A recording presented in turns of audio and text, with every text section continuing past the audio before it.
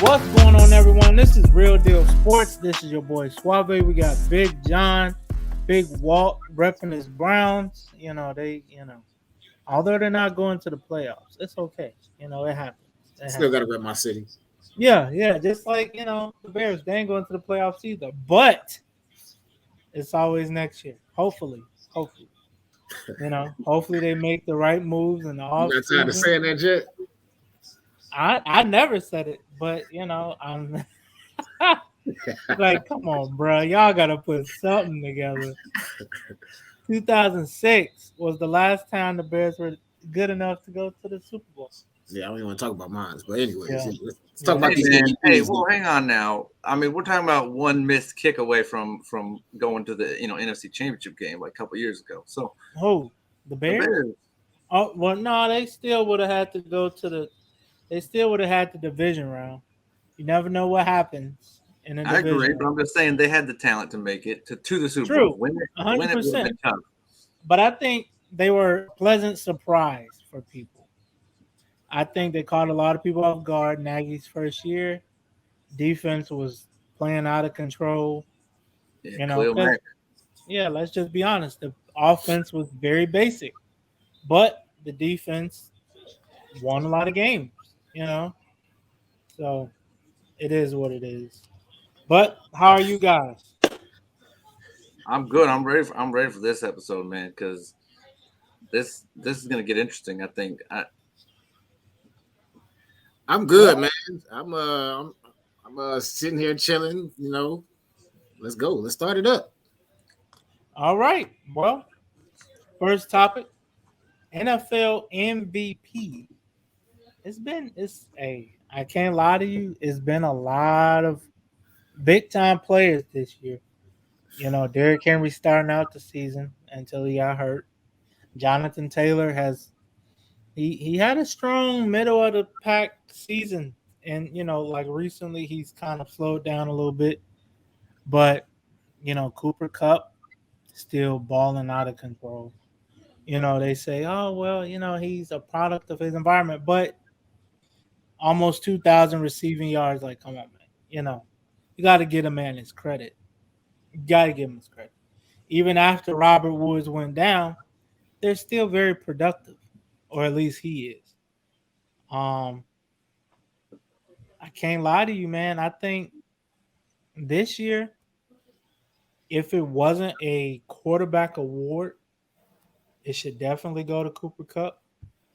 But since it is a quarterback's award, Aaron Rodgers, you can't knock the stats, man.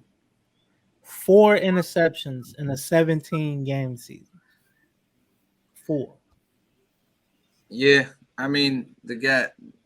It's great because he's been playing with that's what's great about the Packers. They play with the same team year in, year out. They don't make a ton of changes. Yeah, 100%. Right. And so there's consistency. There's a little bit of, I know where my guy's going to be. I know what Devontae Adams is going to do on this play. Like, whereas a lot of teams don't have that, right? They've been playing with guys 1 year, 2 years. They're still learning players after all this time. And Aaron Rodgers is great. That's, but still, like, consistency is a beautiful thing in sports when you're great and you're consistent. So, I mean, yeah, four touchdowns. Now, again, I don't know, he's not really balling out this week or nothing like that. So I would say, but still, yeah, 4 interceptions through the first 16 games. I mean, that's impressive no matter when you do it. I'll probably say this is the first time where we actually all agreeing on something for real. Like Miko said, bro, if it wasn't a quarterback league, I'd definitely be picking Cooper Kupp for sure. Like I said, to be leading the league in receptions, I think it's touchdowns and yards as well. I don't think nobody's did that since was it Randy Moss or maybe Jerry Rice, maybe. So it's been a while since receivers did that. Maybe Calvin Johnson, but maybe Calvin Johnson. But pretty much my point is it's been a while since a receiver has led all 3 categories. But honestly, I have to say Aaron Rodgers as well. Like I said, only had 4 interceptions throughout 17 weeks. I think he hasn't had any 10 plus turnovers in the last 10 years, honestly. That's big. Man. That's real that's big. how you keep your teams in games. And Yeah. That's elite. And like I said, he got 977 yards, 35 touchdown passes, with a 111 passer rating. So, I mean, I will say though, I mean Brady does have 1,000 yards more than him, which is he impressive. do. He does, but He's I got- would say Brady has more. Brady started the season with more weapons, but I mean he still kind of does have more weapons than Aaron Rodgers. But I still feel like with Aaron Rodgers only having Devontae Adams and barely, I think it was I forgot the running back's name, Jones. Yeah, But Aaron Jones. only have one elite wide receiver compared to Brady, who has 4 or 5. I mean, you got to get a man his props and what he did throughout the season. You got to give him the MVP 2 years running. So I'm going with Aaron Rodgers. That's a bad man right there, man. Yeah, if the Colts hadn't, man, if the Colts would have given Jonathan Taylor the ball in those first 3 weeks, whatever it was, 4 or 5 weeks, whatever it was, like I think he might be almost a runaway with this. If he would be closing on 2,000 by now. But because of that start, where I think they started out 1-3 or 0-3, and they gave him like 10 touches and just, I think that wasn't on him, man. I think this one got robbed from him by the Colts because they didn't feed him the ball early and often. But at the same time, they have been losing as of late, couple here and there. So their record in the NFL, you got to have a winning record to win MVP. And that being said, like Rodgers has the best record and he's got, the best passer rating. Now, that being said, there's a lot of question, like still, even though Brady, sure, he has weapons, like he had to go out and hang all these points, right? His defense has been kind of rough this year compared to the Packers, who's actually been worse or better than we've seen in a long time, the Packers defense. So, there are a lot of you can always argue all these different things, but yeah, I think at the end of the day, it's going to come down to Rodgers. I think I know he had a thing with a guy here in Chicago, Hubarkish. They went back and forth for a minute, but I think I think a lot of people are going to see something like that and be like, man, now I kind of have to vote for him because I don't want to. I don't want to act like I'm on this train where I'm just not voting for him for certain reasons, but at the same time, I think he deserves the votes, no matter what. So I think he's going to win it this year, not by a landslide. I think some other guys might steal some votes, but I think he's definitely going to win it. Yeah, I think as far as Rodgers go, man.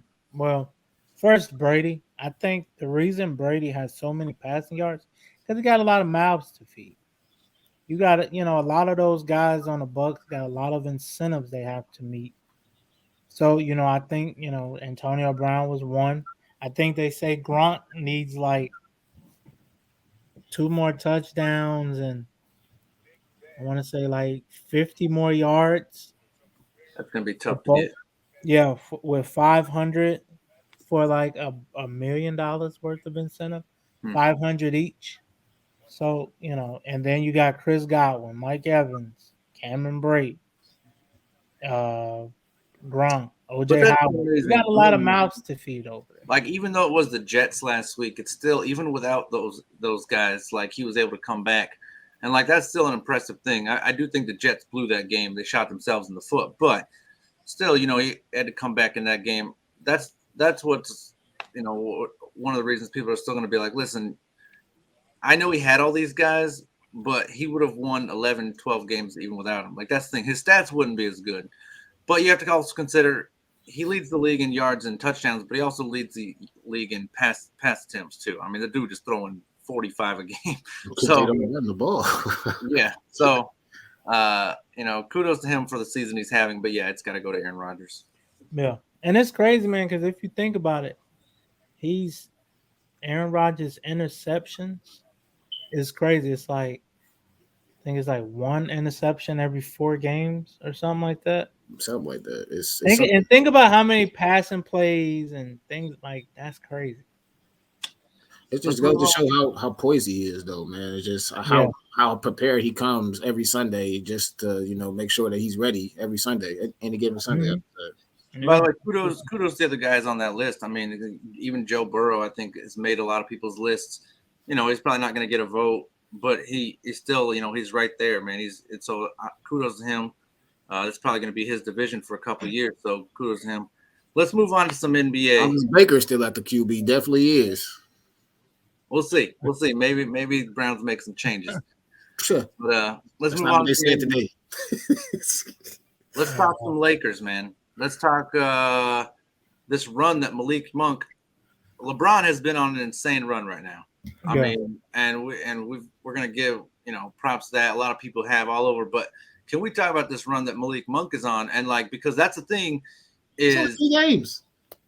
What do you mean he's averaging 25 over the last 8 games, something like that? 20. In the last 3 games, he's only averaged in the last 20 games. I mean, over 20 plus points. It's only been 3 games because he just came back. I want to say 2 weeks ago. You're talking about, but I'm just saying, look how much better they look with him. Can we talk about is he finally emerging? Could he be this player? Could he be a key player on this team? Or is this just until AD and them get back and then he's just going to be reduced to – because like I said, he looks like he's finally – they have some consistency for the first time in some time. I mean, LeBron has been dragging them to wins lately. And these run here with Malik, he's – but no, he had he's been back since Christmas. He had 20, 25, 15, 18, 22, 24, and 29 since Christmas. So – I think that's a pretty good run that I don't think anyone predicted from Malik. I think go ahead. I was just gonna say playing alongside LeBron. I mean, when you don't have AD anymore, I mean, LeBron's gonna need somebody else to score. So I mean, of course, Malik's gonna. This time is for him to step up. I mean, I'm not saying that he's not.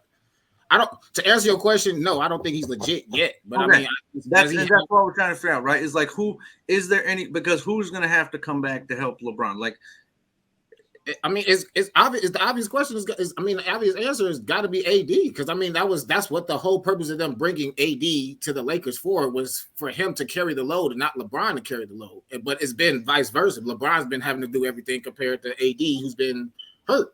So, but like I said, just go back to your question. No, I don't think he's legit right now. But I mean, is he showing progression? Of course he is. I mean, he just had 29 points against the Hawks. I mean, that's cool. He got 29 points on 30 shots. That's not bad. You know what I'm saying? But I mean, he's showing progression. But I mean, I feel like anybody that's been playing alongside LeBron is going to show some type of improvement, especially in the shooting wise, because they're going to be open. So. Well, yeah. I mean, that being said, yeah, and so in the shooting, but at the same time, we've seen guys like Kuzma and Ingram bring back their career, revive their careers a little bit elsewhere. So it just depends. Some guys mesh with LeBron and some guys don't. We see that. And Westbrook, right? We've been watching Westbrook play, and even though they win some, lose some, do you get the vibe that him and Westbrook mesh? And that's what we're trying to find is who meshes with LeBron? Who are the players besides AD that is going to make this team a contender again? And I feel like Malik could be one of them players. Yeah, I'm not saying he can't be one of those players, but I'm just saying right now, I mean, you can't just say he's that guy just off of a couple of games. I mean, I'm not. No, I'm not. But I'm just saying, could he? And Nico, what you got?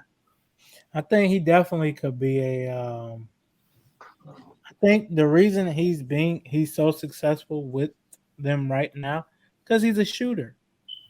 He's a shooter, and I think when AD comes back, Russ, when he turns down those turnovers, I mean, they're tough to beat because look, because Russ is not giving him the ball back, making crazy turnovers or being out of control, and then you get to the hole, and then you don't know what you're doing. So I definitely think I think you have to have him in as a fourth option, when those guys come back. I think, you're going to have to get him some open shots, pick and roll. Him and AD, pick and roll. If that big comes up, AD go to the hole, dunk it. You just have to, all they really need is effort. That's all the Lakers really need. And they haven't had much lately. But that's my thought is if Malik Monk isn't legit, right? If you don't think he can make them, then who can? Obviously, like I said, AD, 100% healthy AD, sure. But are we going to see 100% healthy AD all year? I don't know if we're going to see him this year at 100%.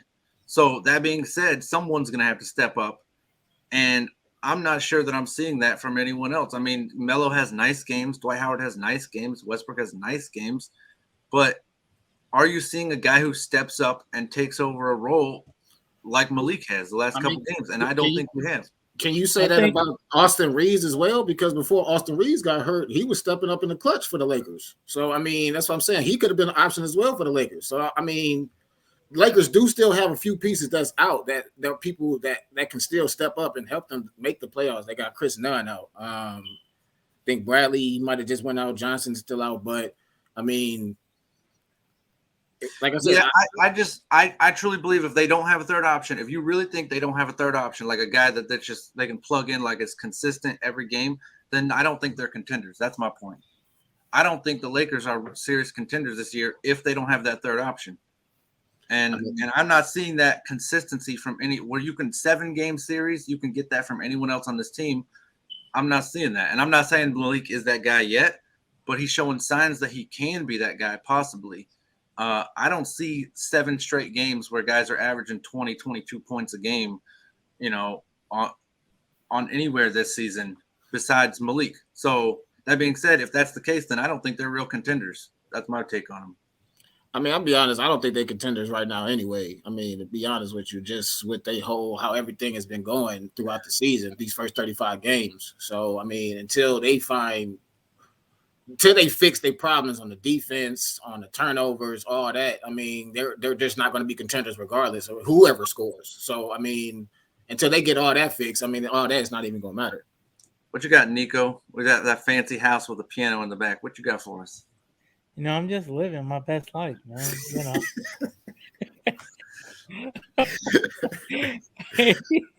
Hey, we should all stop by. We should all stop by Nico's house right now. Just we should. Just y'all two. I don't need everybody else who ever watched this video. I don't need you to Don't be trying to pull up on me because I'll call the cops. No, this ain't that.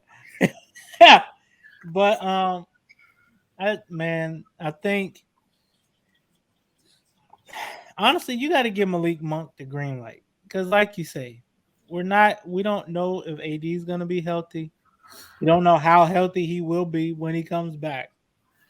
But I think with Malik Monk, he stretches the floor because Russ and LeBron are pretty much one and the same. They're both drivers. Russ, he gets to the hole, he gets trapped, or he's a little out of control at times. But you gotta give Malik Monk the green light. Like, look, we're gonna get you your touches because you're a shooter. We gotta stretch the floor. We gotta stretch the floor. Russ, he gonna do what he do. Hopefully he can, bring them turnovers down, cut them in half. If you can shoot, if you don't give the ball up at all, that's great. But you're gonna give it up at least, come on, bro. Cut it down. Stop taking a rebound and trying to be a one-man fast break. It don't work like that. Just take your time. That's all you gotta do. But as far as Malik Monk goes, just give him the green light, man. Like, hey, and until AD comes back, we'll figure that out when he comes back. But for now, you the scoring option. You're the shooter. And I'm about to say, I do agree with what John was saying. Somewhat trying to find out like who is Malik meshing with LeBron? It do seem like they do mesh with that pick and pop though. Because he's a shooter. You're right. That's what I'm saying. So it do seem like they mesh with that. And if you want to say somebody else can be an option, why not give Dwight Howard a chance? Last game he gave you 14 or 14. Yeah, so that's my point, right? Is like I'm not asking him to give us 25 every game. I'm saying, can he give us 17, 18 in the playoffs? Can he be that guy? We'll see. Let's move on to Klay Thompson, man. I'm excited. When do they play? They're saying that he returns tonight. They said he returns tonight. We will see because we'll see. But I'm excited for this, man. I really am. They said when he starts, he's starting. Like he's not coming off the bench. They're not, they might limit some minutes, maybe not 35, but he's going to get at least 20, 25 minutes, I would expect. I'm excited for this, man, because, I understand there's rust, but he's also just one of the purest shooters ever. So even with rust on his shot, it's still going to be amazing to watch. True. I'm gonna be honest. I'm not expecting Klay from 2020, 2019 to pop off. At home. I know he's gonna probably. I could see Klay getting about maybe 10 points tonight, but I'm not expecting too much of Klay. I think they did say that Klay is supposed to play between, like John said, between 20 to 25 minutes today. They're gonna try to keep it maybe a little bit under 20 minutes, just so they can see where Klay is at. But this is, like I said, at the beginning of the year, this is actually my sleeper team that I picked just because of the fact that they were missing Klay and that they were missing James Wiseman as well. When he comes back, this team is just going to be, I feel like, set because that starting five is just going to be nasty. I'm curious to how they're going to do the starting five today, bringing Klay back into the lineup as well. But, like I said, this is exciting times. You know what I'm saying? Even though Klay, was getting on this thing when he was in Cleveland, with the Cleveland and Warriors battles, I still had nothing but respect for Klay because, he's probably definitely one of the best. He's probably one of the best shooters we got in the NBA right now still. And like I said, I still got nothing but respect for him, and I'm excited to see what he's got to bring to the table, especially with the Warriors being the second seed right now in the West. Yeah, we talk about meshing. 11 new players since he last played. Like, it's Steph, Draymond, and I think Iggy's all that's left from that. And they just brought Iggy back. So, I mean, it almost could have been like a whole new team practically. But, thankfully the two main guys he's played with, Steph and Draymond, are there. So that'll be, it won't be too much. But still, there's going to be some, he didn't exactly play with these guys a lot. So there's going to be maybe some rust there too, just in the chemistry. What you got, Nico? It's going to be interesting to see how he, get them legs back under him, because now you ain't in practice no more. It's not under your control. It's going to be interesting to see if teams, put them in a pick and roll or, things like that. With them that knee and them Achilles, I think a lot of players are going to try to go at him because they see him, he's trying to come back off them two injuries. Going to see that lateral movement. Can you still got it? Or have you lost the step? Because, I think like we were talking about the other day, it's been almost 1,000 days since he played his last NBA game.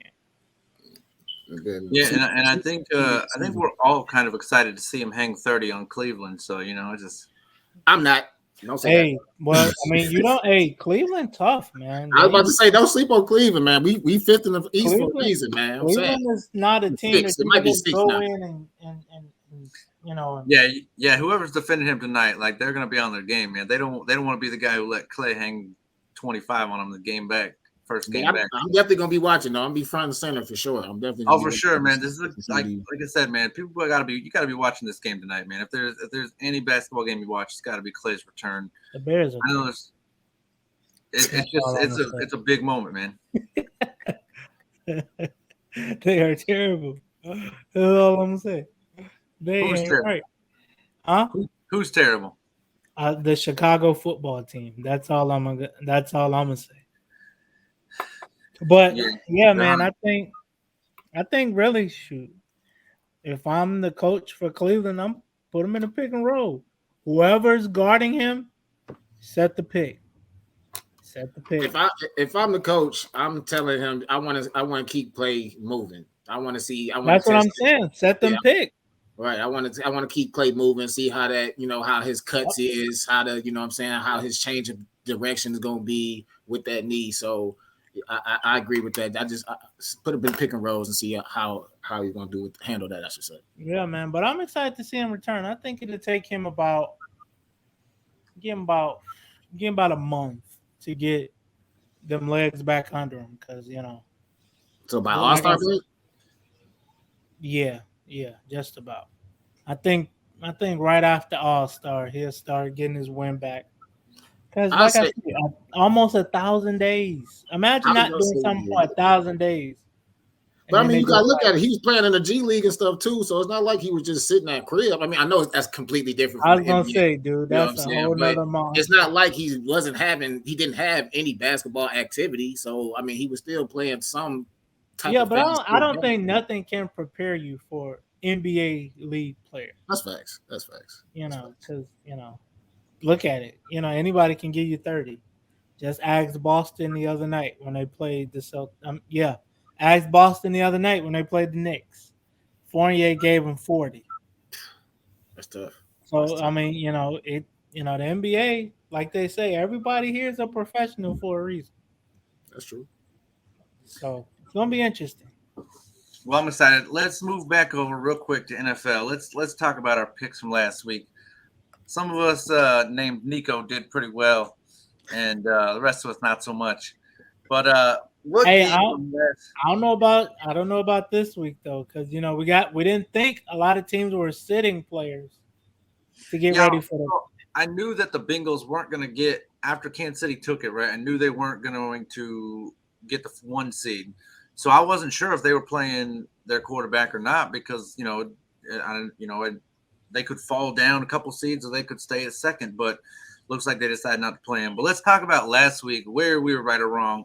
Was a big game that surprised you? Because I know we weren't surprised by the result of the Jets game, but we were surprised by the Bucks had to come back in that one from down, Very 17 true. from 14. With all But those weapons, what game 100%. really like surprised you that you thought I had no clue this team would ever beat that team? Well, like you just said, of course, the Bucks and the Jets, just how, like you said, just how poorly the Bucks played. But actually, the Bengals and Chiefs game, I definitely thought the Chiefs were going to pull that one out. Especially after being up big throughout the first half. And it's just typical of the defense letting me down. Their defense let me down again because their defense just played terrible that second half. But Yes, Joe they Burrow, did. Joe Burrows came out and what I'm saying, he did what he had to do to get the dub last week and pulled out the 34-31 win. So Yeah, he told us what his game plan was on the last 3 drives. It was said Jamar Chase down there somewhere. I'm just I'll put but I it mean, down there. just the fact that they already, but I just love their chemistry, man. Because the fact that they carried that from college onto the NFL, man, it just keeps showing week in and week out, man. And it's just how he has all his chemistry with his offensive line as well. Because I know he got, like me and Nico was talking about this, he got some of his guys from LSU on the line as well too. So it's like Yeah. majority of his guys are already there. So it's like that's why he's performing so well because of the fact that he already has that the chemistry with his guys. So. I I definitely got think. Oh, go ahead, John. Go ahead. Go ahead. no. Go ahead, Go Neil. ahead. What you got? I was gonna No, say. I know this might not surprise a lot of people, but to me it was that beat down the Titans gave the Dolphins 34-3. I did not see that coming. I give you because that. I the give you that. Titans have looked rough and out of chemistry and all that stuff. And then I believe his name, I don't know if it's Deontay or Dante Foreman, but this kid emerged 120, 130 yards almost, just ripped the Dolphins. And I Yeah. believe they were on a 6 or 7 game winning streak at this point. I mean, they were, Yeah. they weren't going through the best of the league, but still, that's a good run in NFL anytime you're playing. So just I wasn't surprised that they won. It was a game that could have gone either way. I picked Miami, but like that being said, like I just did not see a 34. Like that's what made me think, all right, maybe the Titans can be legit. Maybe they can, hold on to the 1 seed but we'll see. Maybe they can, maybe they won't. But it was just nice to see some little chemistry from the team on all assets, the offense, the defense, special teams, everybody just come together. And it's like, okay, maybe the AFC can be interesting because with the Colts losing a couple, stuff like that, and it's just like, who can really compete with Kansas City? We'll see. Maybe the Titans can. At least I don't have them beating Kansas City in the playoffs, but at least make it interesting. I think it'll be some good games. True. And I think what I was going to say earlier, I think a lot more teams should adopt that. When you get a quarterback from, like Joe Burrow, he got some receivers that's coming in the draft. Why don't you draft those guys? They've already got a good rapport. You know, they done did it, 2 years in college. Why not adopt, bring that like Clemson. If Clemson got some receivers coming out, why not, Jacksonville, you draft those guys. He already has a report. Same thing with the Bears. I think they should go after Chris Olave in the draft, from Ohio State. Why not? They already have a report. Even if you don't get Olave, get the Jackson Smith and Jigba kid from Ohio State. Pretty sure he's coming out year after next. So, I think a lot more teams should adopt that. When you got a rookie quarterback, second year quarterback, go get some people he's familiar with. We see how it's turning out now in Cincinnati. It may work. Imagine if Baker had a Hollywood Brown to throw to, or I don't know if he played with CD, but CD too. Imagine if he was throwing to a familiar person. He not saying he would be tons better, but you never know. You never know. You never know. Yeah, I do agree. Like, I would like to see teams draft more players who fit their systems. You know what I mean? Because, like, Devontae Smith is going to be a great receiver no matter where he goes. But he plays a lot more like Tyreek Hill than like just run routes down the field. He's able to run the option and go behind the line and take handoffs and catch. I don't see the Eagles really use him that much like he should. Like, they did at Alabama. So, it's just, I wish people would either draft players who they've played together with, that they know are successful, or draft players who fit their system. Instead, they're just like, well, that guy was really good at this school, so he's going to be good here. And it's like, that doesn't mean he's going to be good there. But, it's tough to draft. I know I couldn't do it. It's what do you got, Walt?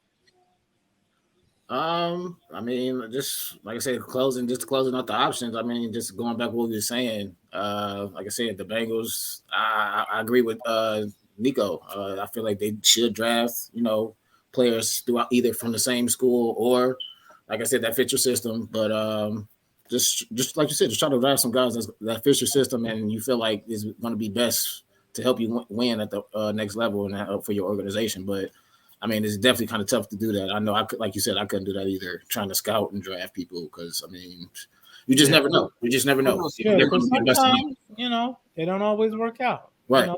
How many top 10 picks have we seen in the last 10 years that from Chicago? No, just in general. General.